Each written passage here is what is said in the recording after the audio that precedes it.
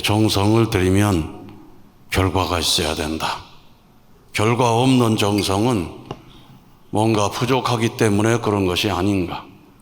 보다 구체적으로 간절하게 매달려 기도하면은 이루어지는 것을 볼 수가 있다고 하는 것입니다.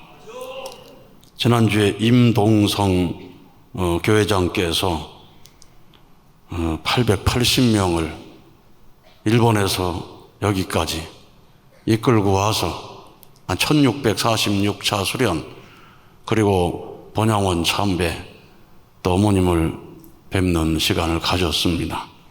얼마나 많은 기도를 해서 그런 일이 있었을 것인가. 여러분, 그냥 왔다고 생각하면 안 됩니다. 요약해서 한번 읽어드리도록 하겠습니다.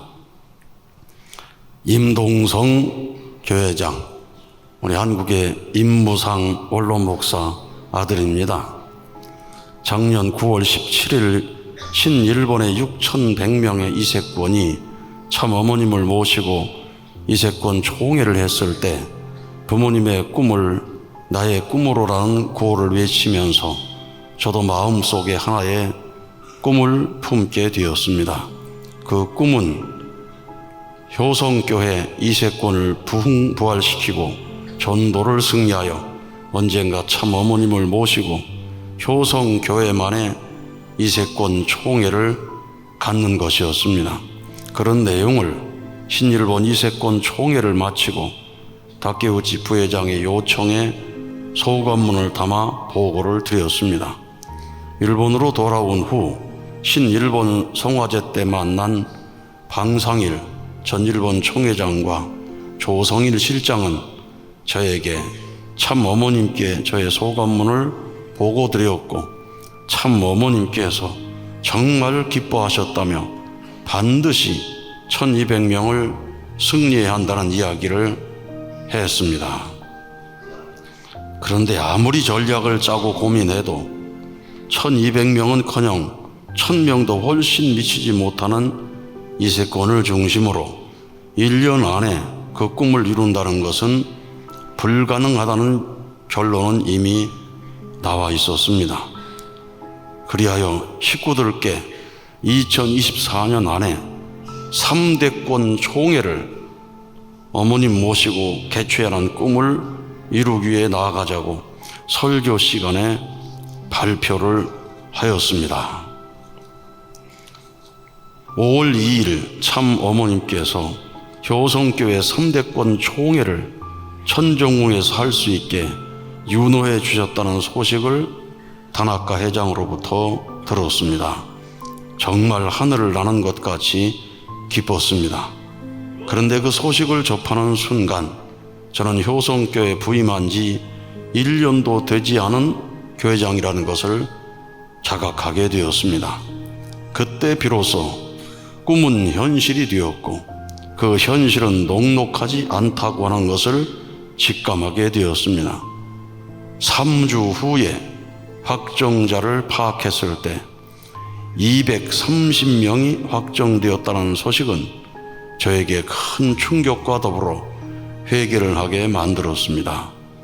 참 어머님을 뵙는데 내가 너무 정성을 들이지 않았다는 깨달음이 들어 그때부터 천심원에서 기도와 훈독 정성 그리고 호명 기도를 드리기 시작했습니다.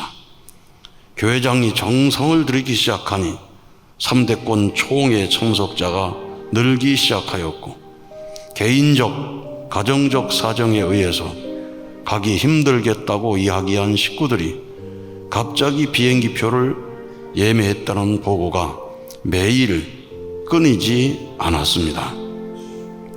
참 어머님께서 천심원에서 기도하면 이루지 못할 것이 없다고 하신 말씀을 모두가 실감하는 순간이었습니다.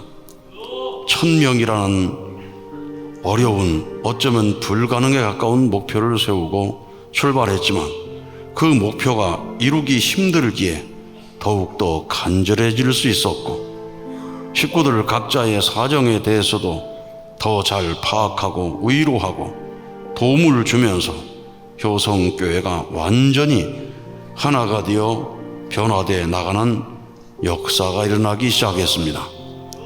그러던 중 참 어머님의 근심이요 걱정이 지금 일본이 받고 있는 핍박인데, 어떻게 하면 참 어머님께서 일본을 더 이상 걱정하지 않으실 수 있을까를 고민하게 되었습니다.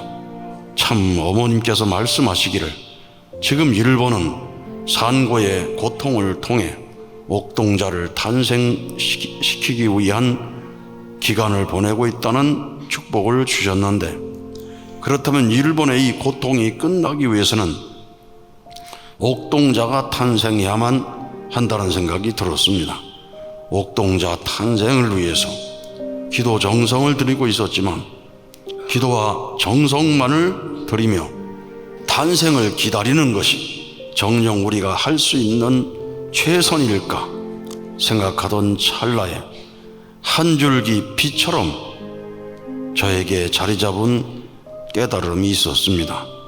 지금부터 81년 전 하늘이 6,000년간 준비하신 한반도에 이제는 독생녀를 보낼 수 있는 때가 되었을 때, 독생녀를 보내시기 전에 재림 메시아를 보내시어 독생녀를 맞이할 수 있는 준비를 하셔야 하는데, 일제 강점기에 있던 한반도는 재림 메시아를 보낼 수 있는 국가를 잃어버린 상태였고, 3.1 만세운동을 통해서 조건적으로 이곳에 재림 메시아를 보낼 수 있는 나라가 있는 입장에 세우시고 참 아버님이 오실 수 있었고, 그 후에 1943년 참 어머님께서 초림 독생녀로서 이 땅에 탄생하셨다는 것을 저희들은 잘 알고 있습니다. 그와 마찬가지로 신일본을 대표한 입장에서 참 부모님에 의해 하늘 혈통을 이어받은 과거와 현재, 미래의 효성교회 3대권이 참 어머니의 복중과 같은 HA-1000원, 그 중에서도 중심 중의 중심인 천정궁에서 3대권 총회를 통하여 참 어머님의 실체 성령의 역사로 새롭게 탄생된 옥동자, 옥동녀가 된다면 일본에 옥동자가 탄생되었다는 조건이 되어 일본의 산고의 고통은 끝이 나고 참 어머님께서 고통받고 있는 자녀들을 바라보시며 슬퍼하시는 이 어둠과도 같은 겨울의 시대가 막을 내리고 옥동자 탄생의 기쁨과 환희의 한날을 맞아 하늘 축복의 빛만이 가득한 새로운 봄의 시대가 출발할 것을 저는 굳게 믿습니다. 그렇게 생각하니 작년 9월 16일 이세권 총회 꿈을 품은 후부터 10개월이 지난 오늘이라고 생각할 때 참 어머님께서 주신 꿈의 씨앗이 일본이라는 어머니의 나라에서 성장하여 오늘 참 어머님의 복중에서 저와 함께 꿈을 키워온 900명의 식구들, 많이 심정을 가지고 오늘의 승리를 위해 기도와 정성을 드리고 있는 일본의 모든 식구들과 함께 일본의 새로운 천년을 향해 강하고 담대하게 출발하겠습니다. 반드시 일본을 참 어머님 품으로 인도하겠습니다. 사랑하는 참 어머님, 참 어머님이 저희의 희망이고 꿈입니다. 참 어머님께서 눈물 흘리시면 저희는 헤어날 수 없는 슬픔에 잠기고, 참 어머님께서 웃으시면 저희는 일생일대의 환희의 순간을 맞이하게 되어옵니다. 참 어머님께 기쁨과 영광을 돌려드리기 위하여 오늘 이 한자리에 효를 이루는 교회, 효성교회 3대권이 모여 싸웁니다. 저희들의 참 어머님을 향한 효정의 파동이 참 어머님께 영원히 잊지 못할 기쁨의 한날을 선사드릴 수 있기를 간절히 바라며 저의 경과 보고를 마치겠습니다. 참 어머님, 우리의 왕엄마 사랑합니다. 감사합니다.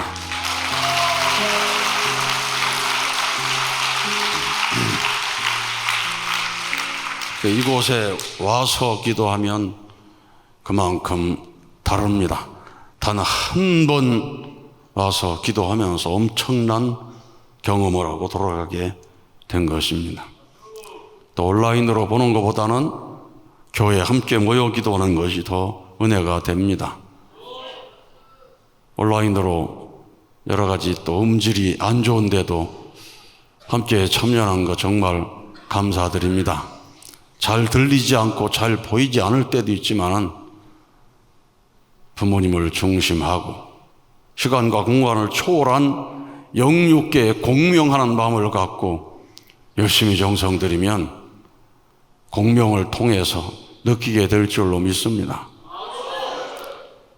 우리 한국 사람이 한국말로 열심히 기도하는 소리, 한참 기도할 때 우리 일본 식구들은 한마디도 못 알아듣는데 뭔가 모르게 그냥 막 가슴이 뜨거워지고, 그래서 말은 듣지 못하지만은 그 심정은 이해가 되더라. 우리는 사실은 말이 안 통해도 심정은 통하는 사람입니다. 영계에 가면은 말 안 통해도 심정의 언어로 통하는 세계가 영계랍니다.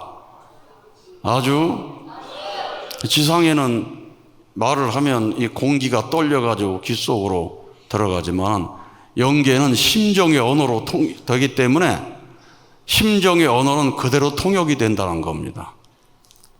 아주 옛날에 아버님께서 예수님 만나서 사명을 인계받았다는 얘기를 하니까 어떤 기자가 질문했잖아요. 히브리어로 말했습니까? 무슨 말로 했습니까? 우리 한국의 기독교인들이 예수님 계시받는 사람 많은 간증이 있는데 히브리어로 계시받는 게 아니고 한국어로 내가 너를 사랑하노라.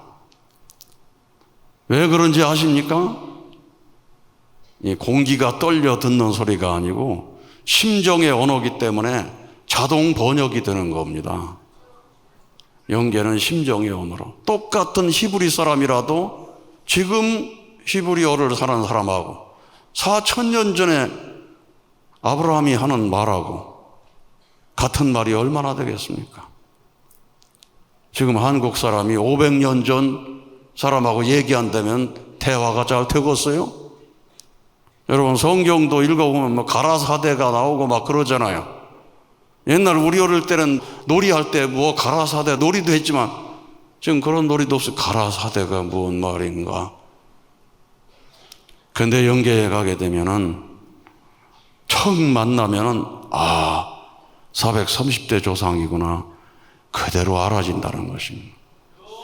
그래서 영이 임재해서 역사하는 사람은 그 영이 들리는 순간 그 심정이 그대로 역사되는 것입니다. 이 심정을 성장시키고 넓히지 않으면 영계에 가서는 대화가 통하는 사람이 없다는 겁니다. 아주 그래서 심정이 중요하다.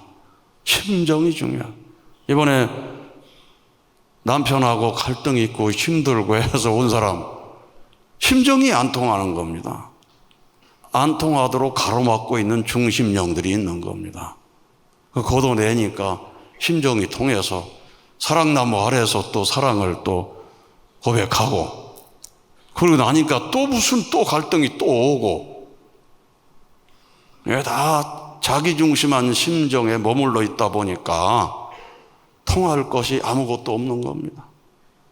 아주 신앙을 50년을 해도 심정이 자기중심한 심정에 포로된 사람은 영계에 좋은 곳 갈 수가 없습니다. 우리의 심정의 범위를 넓히는 겁니다. 자기만을 위해 살지 말라. 아내를 위하고 남편을 위해 살라. 자식을 위해 살아라. 이웃을 위해 살아라.